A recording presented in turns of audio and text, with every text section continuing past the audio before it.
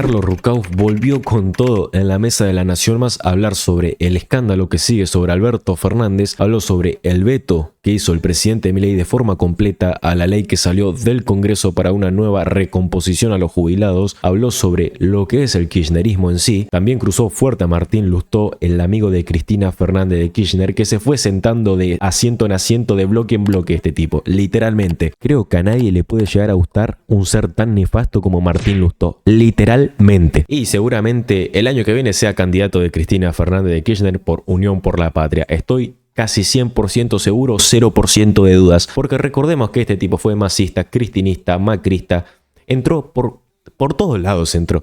Ya es hora de que se retire, ¿no? Un dinosaurio más de la política. Sin más nada que decir, te dejo con la palabra del ex vicepresidente Carlos Rucauf, que como siempre no nos defrauda con las palabras que deja. Sí. La última estafa de Alberto, de hecho, la titulás. ¿Por qué? ¿Cuál sería esa última estafa de Recién Alberto? lo insinuó el doctor Francone. Sí, a ver. Esto es, atrás de las acciones penales, Sí. luego vienen las acciones civiles por pedido de indemnización. Sí. Y está muy claro en todo lo que se está hablando en tribunales que Fabiola viene por una indemnización. Mientras la indemnización la pague Alberto Fernández, a mí me parece muy bien. Corresponde, sí. Corresponde, además, es el que ha hecho el daño y la ha hecho como marido, no como presidente. Pero como los hechos ocurrieron en el Estado y como la señora denuncia una inacción de la ministra de la Mujer, yo creo que está preparando una acción contra el Estado. ¿Y qué digo ante esto? Ella realmente es una víctima de Alberto Fernández, pero fue victimaria de todos nosotros junto a Alberto Fernández. Vivió una vida de lujos, desenfrenada como su marido, sí. En ese antro en el que convirtieron Olivos. Viajó al exterior muchas veces sola. Una vez estuvo con el Papa Francisco a solas y 3 días en Roma. ¿Por qué no le contó? Estuvo en París junto a la Organización Mundial de la Salud hablando de bullying, sí. Y no les contó. 17 viajes sola. Esto lo contó Guadalupe Vázquez acá, sí. Lo escribió. 17 viajes solas a Misiones. Entonces yo lo que creo es que ella preparó este juicio sobre la violencia de su marido, tiene todo el derecho, sí. Pero yo no estoy de acuerdo que demande el Estado argentino, porque el Estado somos nosotros. Claro. Legalmente vos decís que podría haber una demanda hacia el Estado argentino, esto es lo que yo sé que la están estudiando, entonces abro el paraguas ahora. Ahora, ¿el Estado no debería también, después de investigar la violencia de género y todos los delitos, porque ella es víctima, investigar también las acciones de ella? Sí, por supuesto, pero ¿sabés lo que pasa? La Argentina es un lugar donde la justicia demora mucho. Y cuando la justicia tiene que cobrarle a los ofensores, a los argentinos, tarda. Y cuando los ofensores tienen que cobrar, hay muchas indemnizaciones que ya conocemos, sí, cobran rápido porque aparecen los decretos milagrosos. Entonces yo digo, atención con esto, porque me parece muy importante que esta causa siga adelante, muy importante lo que hoy se explicó respecto a la posibilidad de perforar la nube, pero yo quiero agregar a lo que dijeron acá antes, que además de las fotos, además de este video último, que una cosa que para mí demuestra es que esta señora no estaba maquillada, como muchos decían, sino si vos pasás arriba de un maquillaje, se te agua, sale todo, se corre, ¿no? Bueno, entonces yo creo que además de todo esto, lo que hay que tener en cuenta es que estamos ante una situación muy, muy delicada para el conjunto de los argentinos y nuestra imagen en el mundo. En New York Times, que casi no salimos, este tema fue.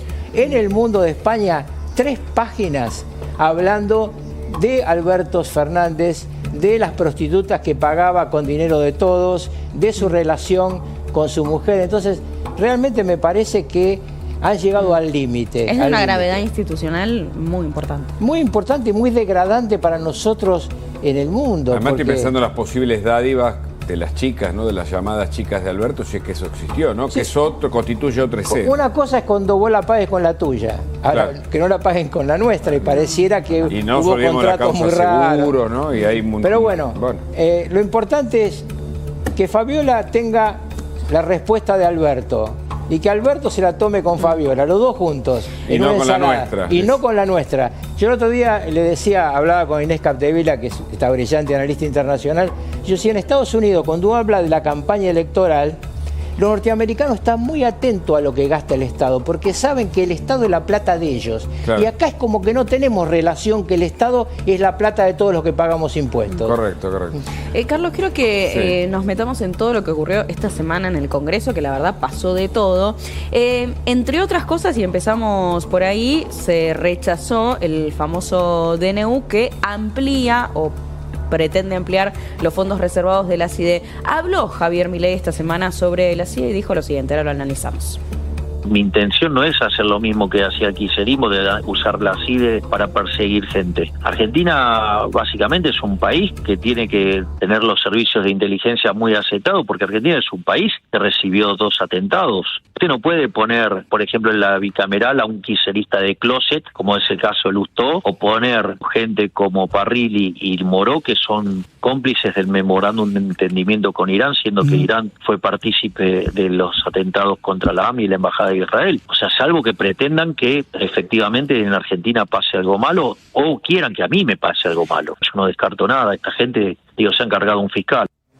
Esa es la mirada de Javier Milei sobre por qué es importante la CIDE y hace esta aclaración. No es para perseguir gente, sino por una cuestión de seguridad notable para la Argentina. ¿Qué mirada tiene? Bueno, si la CIDE la va a controlar nada menos que el candidato inspector, ya lo dije muchas veces acá, de Cristina Kirchner para el futuro. Los acuerdos que ha hecho Lustó con los kirchneristas en el Congreso son muy claros. Por más que sea viene de ahí, radical, claro, fue mano derecha de Solá, luego el niño mimado, muy mimado de Cristina Kirchner, y el tipo que cuando Cristina Kirchner había que decirle desde su ministro no gaste más, le dijo no, gaste tranquila, vamos a sacar la plata del campo, 125.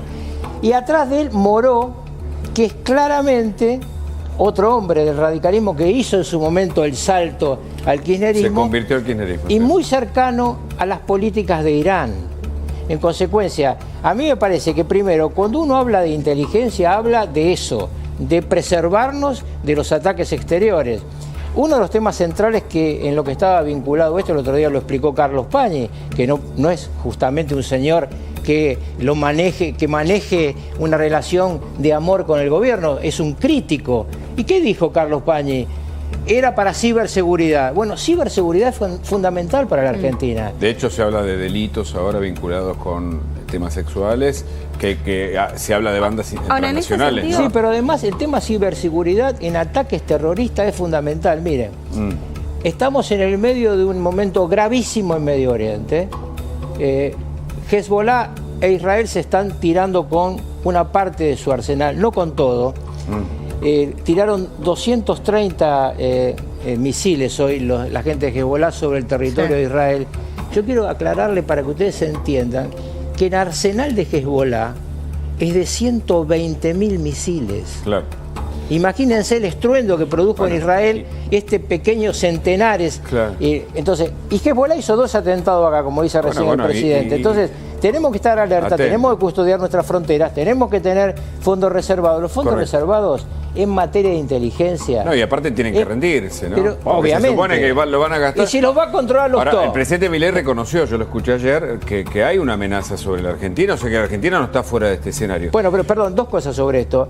Los fondos reservados son a la inteligencia lo que las balas son al ejército. Sí. Vos no podés dejar de tener una estructura controlada por el Parlamento como en el mundo entero. Segundo, el riesgo de Argentina crece en la medida que Hezbollah y Israel se siguen enfrentando, y crece mucho más si hay un conflicto donde se incorpora Irán, porque Irán es el jefe político de toda esta gente de la que estamos hablando. Irán y Moró, tratado de Irán con Irán, recuerden el escándalo que fue eso. Bueno, estos son los amigos de Irán, tienen todo el derecho a ser amigos de quien quieran, pero construyeron durante el kirchnerismo un país supeditado a China y a Irán. Sí. Hablando de amigos, ¿cómo está la relación? Que ahí es importante saberlo, porque si hay un aliado que el gobierno tiene es claramente el PRO y particularmente el expresidente Macri. Y hubo algunas diferencias, aunque Milei dice que las diferencias pueden subsanarse. ¿Qué ve de esa relación? No, yo creo que entre ellos dos se llevan muy bien. Ah, perdón, vamos a escucharlo, mira, así lo decía. ¿Cómo no? Usted, no sé, supone un amigo, ¿usted coincide en todo con un amigo? No. Lo que pasa es que, está bien. Bueno, ahora suponga que su amigo es un expresidente y tienen diferencia de cómo ven alguna cosa. Y bueno, la vida. Y bueno, son cosas que pasan. Los liberales no somos manada. Así que podemos tener diferencias, es parte de la vida. ¿Este es el Milei pragmático, el que reconoce diferencias, pero a la hora de los acuerdos políticos? Milei es todo lo que conocemos, no se corta en pedazos. Es un tipo muy frontal, que dice lo que piensa. Si él pensara otra cosa de Macri, la diría. Yo vengo explicando en todos los medios de comunicación, lo voy a decir una vez más acá. Este gobierno necesita tener en la Cámara de Diputados 66 diputados garantizados. ¿Por qué? Porque eso frena a los 2/3 de otros. Lo frena para imponer una ley, no solamente para imponer una ley sobre el veto. Pueden imponer una ley los 2/3 en ambas cámaras. Esto lo marca la Constitución Nacional. Y pueden imponer el juicio político con 2/3 en ambas cámaras. Nunca el gobierno va a tener, hasta las elecciones del año que viene, la garantía de tener más de 1/3 en el Senado, pero sí lo puede lograr en diputados. ¿Cómo? Es un acuerdo con Macri, entre Macri y Milei. ¿Esto significa que tengan que estar de acuerdo en todos? No.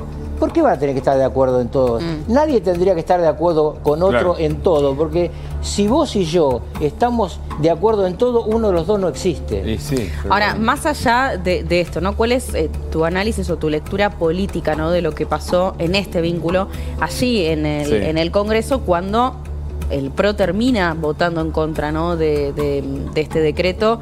De hecho, hablábamos en El Observador el otro día con Martín Yesa, ¿no? que criticaba, le respondía muy duramente a Patricia Bullrich y decía, todo muy lindo, pero la verdad es que no logró ponerse de acuerdo con su espacio y ahora le van a controlar esos fondos. Si se los hubiésemos aprobado, se los iban a controlar Lustó, Moró, todo lo que vos mencionabas recién. Bueno, primero, ¿qué lectura política haces de eso que ocurrió en ese instante donde el PRO votó? Si tus adversarios, casi enemigos, te controlan, es el colmo de la garantía. Entonces, segundo, está claro que en el Parlamento el gobierno tiene que tener una operación constante porque está en minoría parlamentaria. Claro.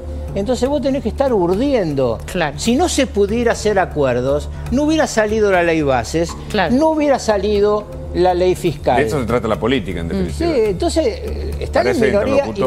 Y una cosa, porque yo veo en las redes, y el año que viene Milei arrasa. Mire, la mejor elección de Milei posible el año que viene lo lleva de 7 senadores a lo sumo a 13 o 14 senadores. Sí. Y la mejor elección en diputados lo lleva a primer minoría. Así que no es que se produce algo mágico, porque el sistema electoral argentino no es el de otros países. Me hablan de El Salvador. En El Salvador hay una asamblea y se vota toda junta. Claro. Entonces Bukele creció, tuvo prestigio y consiguió asamblea legislativa. Esto no ocurre en la Argentina. Entonces los acuerdos políticos son importantes. Sí. Hablando de vínculos y acuerdos políticos, hay dudas, ¿no? sobre qué pasa con este vínculo, el de Javier Milei y Victoria Villarruel, que sigue sumando dudas, entre otros por este momento jocoso, vamos a decirle, que se vivió en el Congreso. Recordamos. Por eso tuvieron que devaluar el 118%, no es por eso.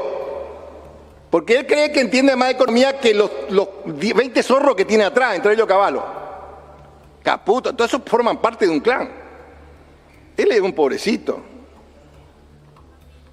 Es un jamoncito, diría la vicepresidenta. ¿Verdad? Bueno. Gracias por el favor, Mayans. No, bueno, digo, en el sentido de que a mí me gusta Gracias, Mayans, por traerme a colación, gracias. Disculpe, presidente, disculpe. A mí me gustó el adjetivo calificativo. Gracias, un amigo. Tenemos que profundizar la amistad, presidenta. Y también digo, ahí decía el graf, ¿no? De jamoncito a un amigo, risas e ironía. El presidente Javier Milei habló también sobre esto hoy y dijo lo siguiente. Hicieron toda una novela con el tema de ese intercambio que tuvo con Mayans. Eso es parte del humor de Villarruel. Villarruel tiene ese humor. Usted no puede tomar la frase en el vacío. Es parte del humor que tiene Villarruel. Ahí está. Bueno, ahí está la respuesta de Milei. ¿Qué opina? Yo creo que además es parte del intento de seducción que hace el kirchnerismo a toda posibilidad de dividir al gobierno, tanto al presidente y la vice como al presidente de Macri. El kirchnerismo está en una situación muy peculiar, donde se ha vuelto absolutamente democrático. Pensemos que Mayans es el chepibe del gobernador Ifrán de Formosa, para decirlo más claramente, es el hombre de confianza en el Senado argentino, para no ser agraviante con el señor senador. Entonces a mí me parece que acá hay una disputa política e intento de seducir al otro, que es también parte de la realidad de todos los días. Claro. Cualquier diferencia de opinión entre un presidente y un vicepresidente queda ahí, porque no es que el vicepresidente tiene un poder especial en la Argentina.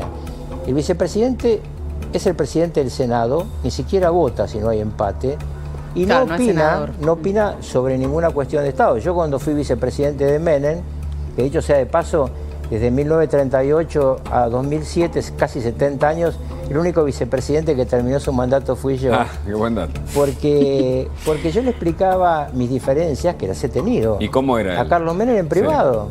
Sí. ¿Y cómo no le voy a decir al presidente, mira, me parece que te equivocás? Ahora, una vez que el presidente tomó una decisión, yo trataba que el Parlamento, en mi caso... O sea, siempre puede haber diferencias o sea, es entre algo presidente menor. y vicepresidente. De acuerdo a lo que... yo creo Pero que ¿por no qué es un tema resalta esto que usted se lo decía en privado? ¿Porque cree que en este caso no ocurre? No, porque a mí no me parece cuando aparecen expresiones públicas, pero también yo recuerdo otra frase de Bauzá, que siempre decía que cuando uno llega al poder, tiene una alfombra blanca abajo, él tenía una alfombra en el despacho y me decía, si tirás una taza de café arriba de la alfombra, vienen 3 chupamedias que te dicen, es un Picasso, doctor.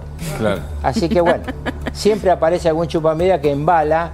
Hay que tratar de salir del mundo de los chupamedias. Interesantísimo, Carlos. Le agradecemos mucho. Al contrario.